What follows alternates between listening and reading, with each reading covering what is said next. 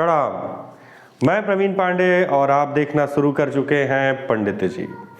आज हम किसी विषय पे बातचीत नहीं कर रहे हैं। बेसिकली आज मैं ये बताने के लिए उपस्थित हुआ हूँ इस वीडियो में कि पिछले एक महीने से, लगभग एक महीने से मैं नहीं था, एक भी वीडियो नहीं अपलोड किया, न ही आप लोगों के कमेंट्स का जल्दी जवाब दे पा रहा था, न ही आपके फ़ोन कॉल्स को अटेंड कर पा रहा था। इसके कुछ अच्छे रीज़न तो कुछ बुरे रीज़न भी थे। अब बुरा क्या कहें, सब तो प्रभु की ही माया है। अब उसे हम सांसारिक भाव में चाहे जैसा समझ लें। सबसे पहले बात करते हैं अच्छे रीज़न की। अच्छा रीज़न ये था कि मेरे छोटे चाचा की बिटिया की शादी थी, मतलब मेरी बहन की शादी थी, विवाह था, जिसमें सम्मिलित होने के लिए मैं अपने पैतृक गृह गया हुआ था। विगत 8 तारीख को, 8 दिसंबर को उसका विवाह था, जिसमें मैं हर्षोल्लास के साथ में शामिल हुआ। बहुत आनंद के साथ में सारे रीति रिवाज मनाए गए, पूर्ण किए गए, पूजा अर्चनाएँ हुई, विवाह संपन्न हुआ। विवाह में कोई बाधा नहीं आई, पर उसी से संबंधित एक हमें कष्ट हुआ। हमारी दादी माँ का स्वर्गवास हो गया विवाह के ठीक 8 दिन बाद। चूँकि मुझे 8 दिन वहाँ इसलिए लग गया कि भाई बहुत सारी बहनें, नात, रिश्तेदार आए हुए थे। सो अब दिमाग में ये आया कि कभी कभी तो यहाँ आना है, सबको पहले विदा कर लेते हैं, उसके बाद चलते हैं। ये सौभाग्य था हमारा। मैं सह परिवार पहली बार अपने पैतृक निवास पर गया था और ये सौभाग्य था कि दादी की सेवा मैं सह परिवार कर पाया। मेरे परिवार को भी मेरी दादी माँ की सेवा करने का अवसर मिला, तो इसके लिए मैं प्रभु को धन्यवाद देता हूँ।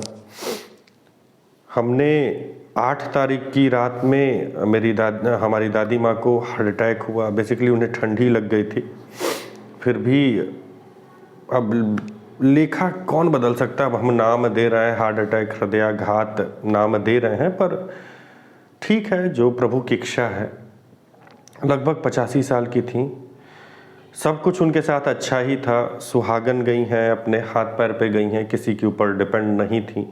तो इस चीज़ की खुशी है कि चलिए, आप वृद्धावस्था में आकर अपने बच्चों की शादियाँ सकुशल कर चुकी, विवाह कर चुके, उनको व्यवस्थित कर ली थी, उनके पुत्रों की शादियां देखी, उनकी बच्चियों की शादियां देखी, और फिर अपने नाती के साथ साथ पोतों को भी देख लिया।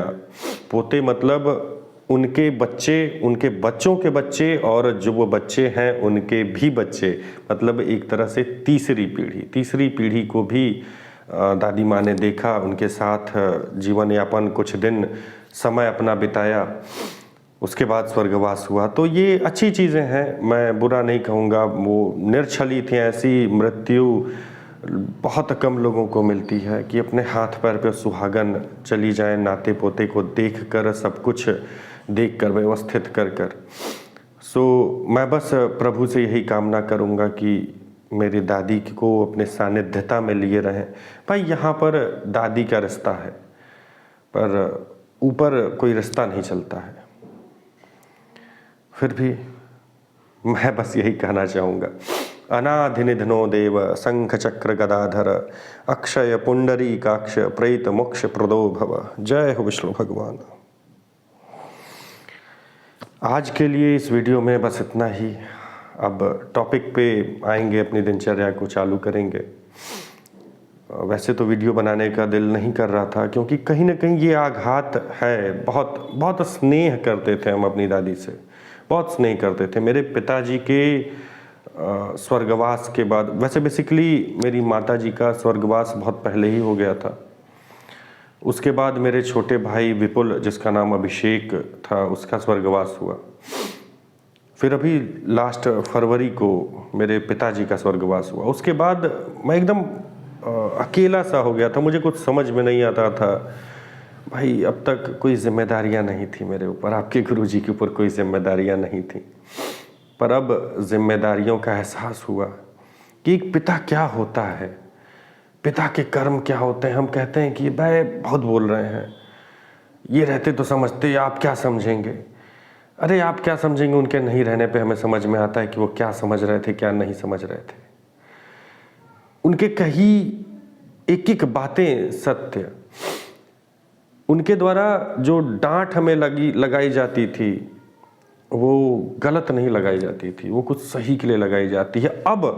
अब जाकर जब मैं उनकी पोजीशन पे हूं कि अब मुझे नीचे देखना, मेरे ऊपर कोई नहीं है मुझे देखने वाला, तब मुझे समझ में आता है कि हाँ, पिताजी की सोच क्या थी, वो इस समय क्या सोचा करते थे। तो आप लोग से यही निवेदन करूंगा कि अगर माँ बाप हैं, आपके माता पिता हैं, तो सौभाग्यशाली हैं आप कि आपके साथ आपके माता पिता हैं। उनकी रिस्पेक्ट करिए, जितना हो सके उनको सम्मान दीजिए, उनकी सेवा करिए, क्योंकि अवसर फिर नहीं मिलेगा। कहा जाता है ना, अब पछताए होत क्या जब चिड़िया चुग गई खेत। तो बाद में केवल पछतावा रह जाएगा और इसी कहावत को आप दोहराते रहेंगे। और इसके अलावा कहा ही जाता है कि माता पिता के चरणों में स्वर्ग होता है, हर एक सिद्धियां होती हैं वहाँ पर। जो माता पिता की सेवा नहीं कर रहा है और किसी सिद्धि में बैठा हो, उसको कभी सफलता नहीं मिलेगी। माता पिता का अनादर करके आप देव का सत्कार करेंगे, कैसे हो सकता है? सारे नवग्रह, सारी अष्ट सिद्धियां, 64 योगिनियां, सब कुछ तो माता पिता के चरणों में ही है।